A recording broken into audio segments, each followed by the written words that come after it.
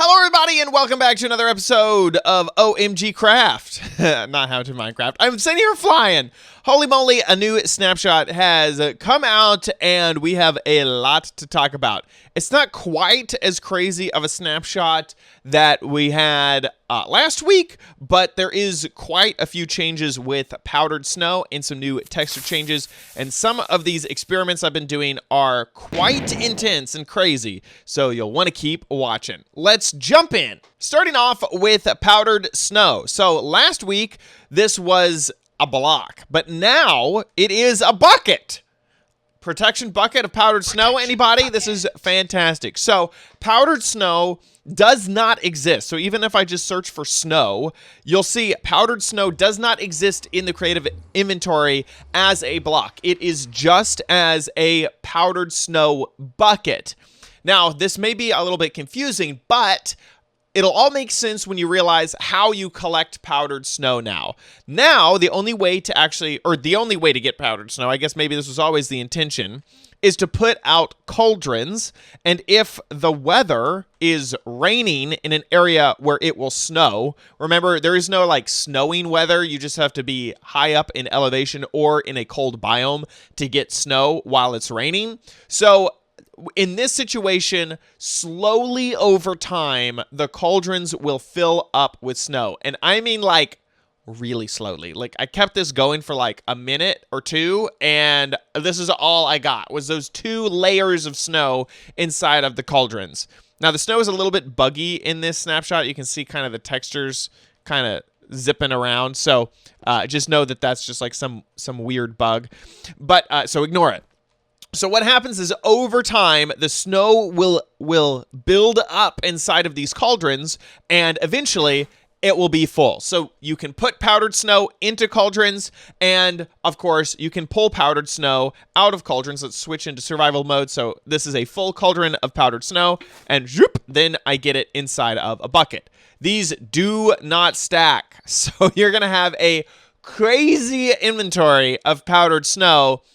I kind of wish that these stacked, because if you get a lot of powdered snow, like this whole area would like fill up my inventory, which would be frustrating. The overlay has changed quite a bit for snow. So before, when you jumped inside, your view would change. And that's still kind of true, but it does it over time. So here, I'll get inside of this double tall block. And if you look at this corner here, you'll barely notice it. Oh, wait, I'm in creative mode. So when you're in creative mode, it doesn't really do it. So I have to be in survival mode. When you get inside and I look in the corner, you'll notice that my view starts to zoom in, and then you'll start to see this overlay over the entire screen of frost. Now, that will happen if you're in a double tall, so then it goes away slowly when you leave. So that'll happen when you're in a double tall, or it'll also happen when you're in just the single tall. So just my feet are inside of the snow. There's one more aspect that has changed when it comes to this overlay, that if you're inside of snow for too long, then eventually you will freeze and your hearts will start to go down. So you'll take damage slowly while you're freezing. So we are about ready to die, and that brings us to the next change, which is there is a new death message, and it is pretty, like, obviously froze to death. So that is now a new death message. The time it takes for you to enter into snow and to start freezing, I've timed it, is about 17 seconds. So you have a good amount of time to kind of get in and get out. 17 seconds is plenty of time if, like, say you dropped an item inside of the snow and you need to go grab it.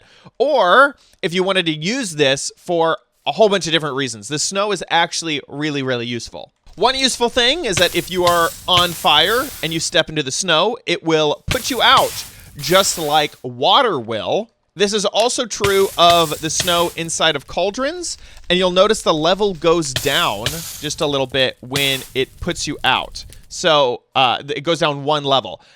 Most people don't know this, but that's actually true with how water works. So if we have water inside of here and I'm on fire and I get in to the cauldron, the water level will also go down. Another interesting thing about snow is that it will stop all fall damage.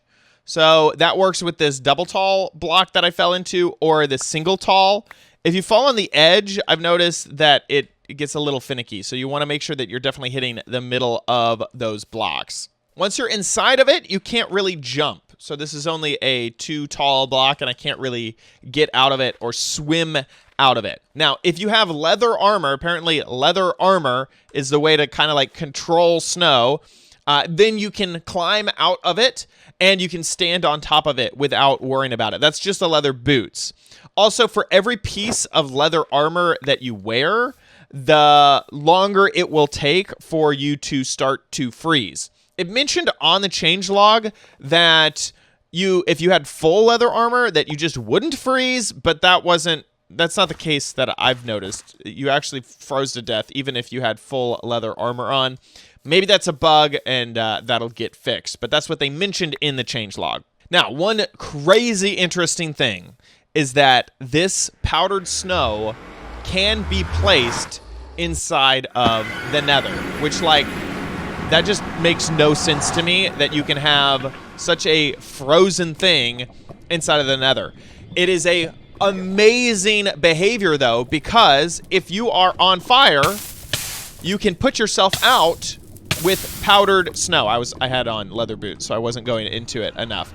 But that means that there is a way to put yourself out of fire if you have powdered snow, and that works with the cauldrons as well. So this is a great way to make sure that you're not always burning up inside of the nether. Now, an interesting behavior that I really haven't seen with any other type of block is that it will not contain lava. So if I put lava next to it, it will like eat up the lava, and that is true inside of the nether as well. So as it passes through the snow, it will destroy the snow on its way to normally just flow. And finally, the snow will freeze other entities as well. So these cows that I'm putting inside of this snow, they can't escape, and eventually they will get to a frozen state and start to take damage and die as well. I think it would be super cool. You know how when what are those? The guys with the 2 legs in the nether? By the way, they're taking damage. What are those things called? Striders. When striders get out of lava and they start to shiver, it'd be so cool if these cows started to shiver. I think that would be way neat. That they're like freezing and cold, but they don't do that animation at the moment. Eventually, they will die. There's 1. There's 2. Okay, they're dead. They went up and died, and then they dropped all their stuff in there as well. Now, something I found interesting is that blazes do not immediately start to take damage. They're a little bit of a loud mob. I think that would be super cool if they, just like if they were in water, that they start to like immediately die. And that would be great for blaze farms as well. So that might be a little suggestion, that blazes take immediate damage when they're in powdered snow. And yes, that does work with well, they're taking a nap in there, but even this frost variety of stuff will take damage eventually. So the foxes are taking damage. Well, he's taking block damage. Bears, come on! And now he's taking damage. So this seems like something that maybe shouldn't happen, but it does. That's basically it for powdered snow. It can put you out of a fire. You can walk on it. Oh, there's one really weird thing that you can do with it. So if I'm in survival mode and I have leather boots, you can put down powdered snow and then jump on it and then put down another block. But because this can be picked up with a bucket, you can pick up the one underneath and just continue to like ladder up into infinity, which is kind of crazy that you can do this with just 2 blocks. This only works because you're able to pick up the block below you with a bucket, which until now has been impossible to do. You can even go, sideways if you want. The one issue is that you cannot hold down shift, otherwise you'll go through the blocks and fall out the bottom. Okay, that's really it for snow. Now let's talk about texture changes. There's been a lot of texture changes. One of the ones that is obvious to me is the candle texture, especially the item texture, has really, really changed. Here are some of the examples of some texture changes. You got the cut copper that's changed. Also, the lightning rod has changed. Calcite has changed, along with the basically all the amethyst things. So you got the amethyst crystals, the bud, the actual amethyst block. Also, the tinted glass texture has changed. It looks even more now like black stained glass, which is a little frustrating because the other one, it was a lot easier to tell if you're dealing with tinted glass or black stained glass. And then also you got your candle changes. There's a whole bunch of items as well, and one of the major ones is the bundle.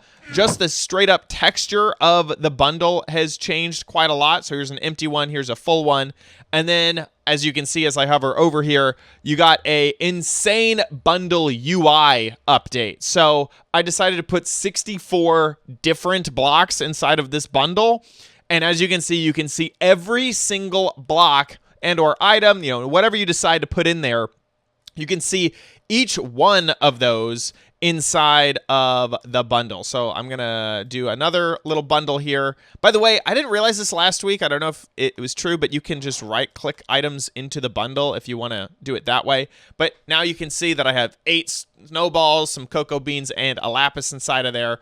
So it works really, really well to actually see the items inside of the bundle. I like that an awful lot. Something that's similar to a texture change is the Spyglass. It used to be a circle, if you remember, but of course there's no circles in Minecraft, so now it is a square, as I feel like it should be. I really like this texture update. I feel like it is way better. Something I forgot to mention in last week's Snapshot video is that you can hit F1 and it just removes your layer of interface, just like with really anything else, like the pumpkin layer or whatever. So you can hit F1 if you want to see everything, which is a Java feature. Sorry, for those of you who are on Bedrock. You can, I assume, hide the GUI. You can do that on Bedrock as well. So it's a square now, which I really, really like. One thing that I kind of wish is that there's another feature that I kind of wish existed. If you switch to programmer art, that maybe you would get the old circular texture. And same thing with all the candles and whatnot. All of that seems to have just gone away and is just like completely gone, where I kind of wish that they would stick around. I don't know if it was, maybe technically it wasn't programmer art and it was automatically the good art, but it'd be kind of cool to get those first textures in the programmer art. Not sure if that's something that is going to happen or not. By the way, one thing right before we end is if an entity also has leather boots on, they can walk on the snow as well. So this zombie right here has leather boots. Now they can still freeze just like anything else. So if I put him directly inside of it, he will freeze. Oh, look, he stood up on top of it. So that's kind of interesting. It looks like they're not trying to jump out. Their AI may be a little bit broken as they spin and spin and spin. But yeah, that does work, is the boots will keep them on top of the snow. And that about wraps it up for this Snapshot video. We have covered so much. Although it really only felt like powdered snow was the big thing to get a update, it was a very, very big powdered snow update. We are able to obtain powdered snow. We can place it down. We can put it in the nether. It puts us, out if we're on fire. We can put it inside of cauldrons.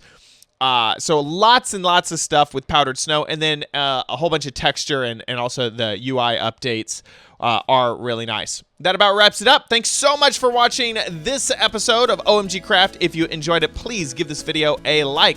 Also, make sure you subscribe for future videos, tips, tricks, tutorials, and spotlights and Let's Plays here on OMG Craft. Oh my gosh, it is raining on us right here at the end. If you want to directly support me, by the way, the lightning rod now attracts lightning within twice the distance. That's the first time I've actually seen lightning rods work, which is actually pretty nice. I'm really happy about that. If you want to directly support me, you can either become a member on YouTube, hit the join button to find out about that, or you can buy merchandise at helloomg.com. Oh my gosh, this lightning is really, really attracted. That's perfect. Why was I not able to do that last episode? What the heck? Well, now you can see that it's actually attracting the lightning. As always, I have been recording these on Twitch, so follow my Twitch channel, twitch.tv/OMGChat if you want to watch live. And see y'all later. Bye.